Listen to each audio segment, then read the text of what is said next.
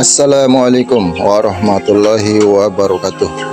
Salam budidaya, salam sukses, dan salam sehat buat teman-teman sekalian dimanapun berada. Saya doakan teman-teman selalu dalam keadaan sehat walafiat ya, tidak kurang satu apapun, dimudahkan segala rezekinya dan dimudahkan segala urusannya. Baik, pada kesempatan video kali ini teman-teman, kita akan coba membahas beberapa faktor yang mempengaruhi ikan nila kita itu tumbuh dengan cepat besar teman-teman ya, minimal dengan sesuai target yang kita harapkan, yaitu kalau biasanya ikan nila itu di antara 3-4 bulan ya kita sudah bisa panen. Yang pertama biasanya dipengaruhi oleh bibit teman-teman ya. Dengan bibit yang berkualitas tentunya ikan nila kita bisa tumbuh dengan maksimal. Untuk bibit yang ideal, yang bagus buat kita tebar di skala rumahan seperti saya ini teman-teman,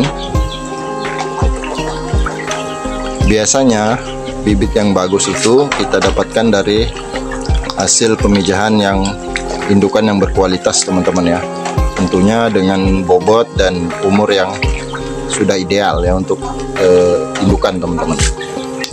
Minimal untuk indukan yang siap produksi atau siap pijah itu usianya minimal 8 bulan teman-teman ya. Kemudian untuk bobot kisaran antara 400 sampai 500 gram.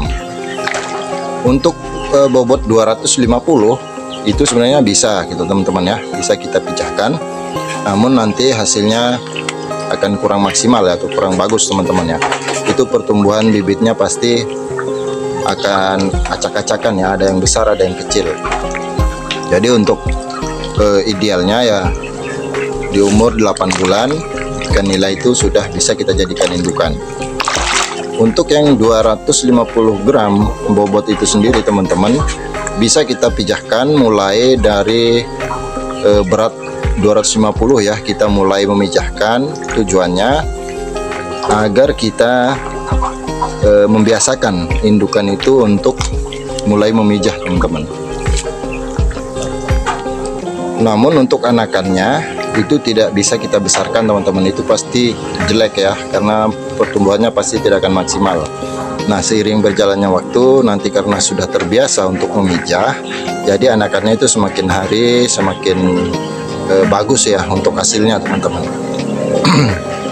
Itu untuk faktor yang pertama. Kemudian yang kedua adalah sistem yang kita gunakan teman-teman ya. Sistem, jadi ada beberapa sistem yang biasa digunakan oleh pembudidaya ikan nila, yaitu antara lain ada GWS, kemudian ada sistem RAS, kemudian ada sistem bioflok ya, seperti ini ya. Ini sistem bioflok yang saya gunakan. Kemudian untuk jumlah tebarnya kita usahakan yang ideal teman-teman ya.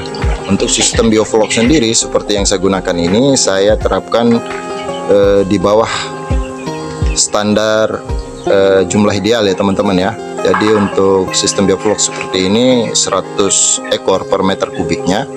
Namun di sini saya tidak gunakan untuk 100 ekor ya teman-teman, malah saya kurangi ya. Tujuannya kenapa? Tujuannya agar lebih maksimal untuk pertumbuhannya teman-teman.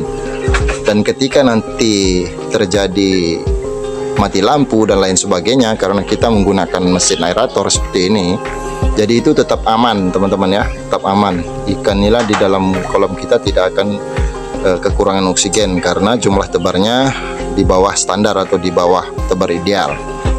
Jadi itu salah satu tujuannya kenapa kita tebar di bawah standar idealnya ya. Jadi ya bisa 70 sampai 80 ekor per meter kubiknya, itu jauh lebih bagus. Kemudian pengaruh yang ketiga yang membuat ikan nila kita itu tumbuh maksimal dan cepat besar teman-teman adalah faktor pakan ya.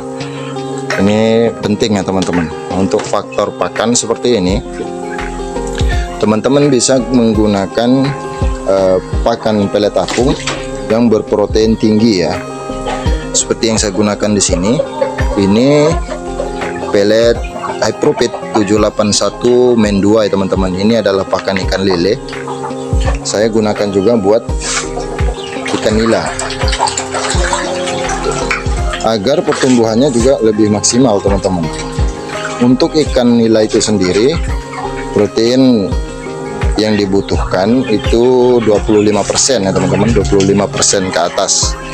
Untuk ikan lele sendiri itu di 30% ke atas untuk pertumbuhan yang maksimal. Nah, kenapa saya gunakan pakan lele di budidaya ikan nila? Itu saya ingin mengejar pertumbuhan yang bagus teman-teman ya. Jadi kita bisa cepat panen juga.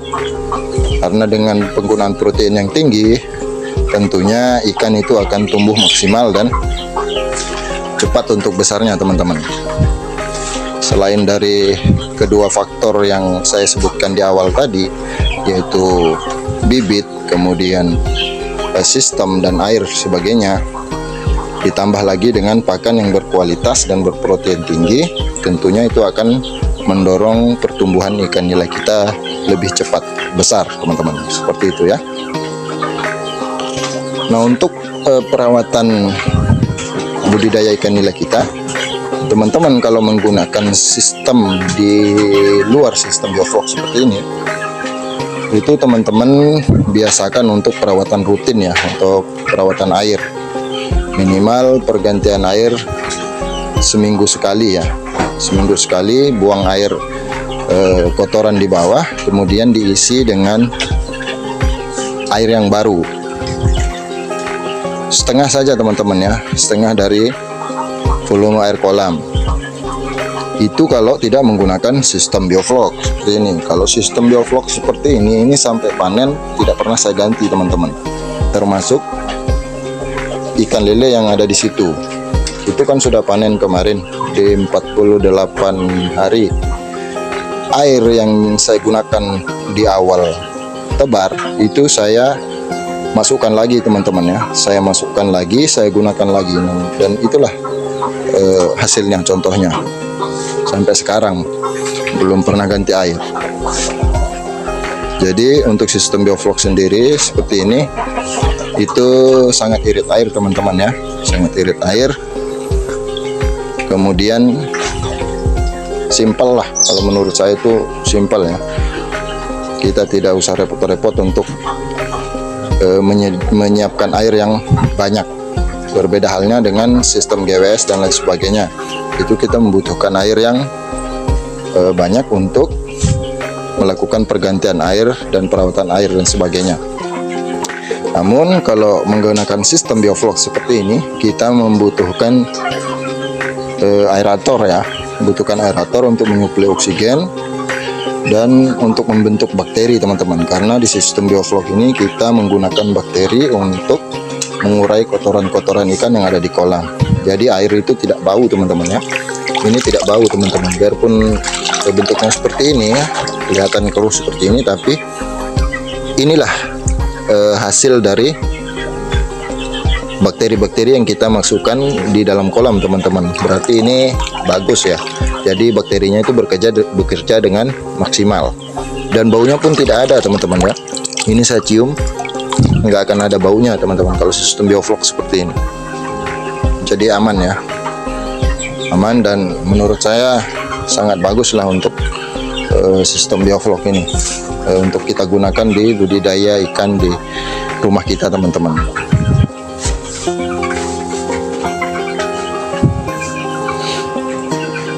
Oke, mungkin sekian dulu teman-teman ya.